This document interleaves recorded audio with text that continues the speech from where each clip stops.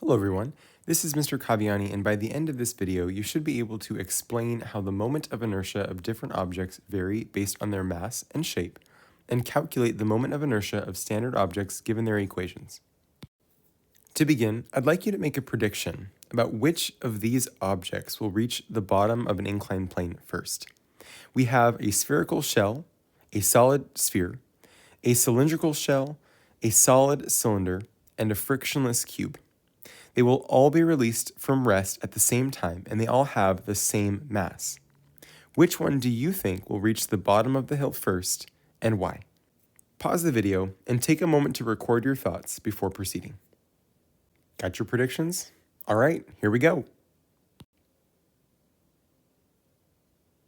All right, and it looks like the frictionless cube reaches the bottom of the ramp first, followed closely by the solid sphere in second place. In third place, we have the spherical shell.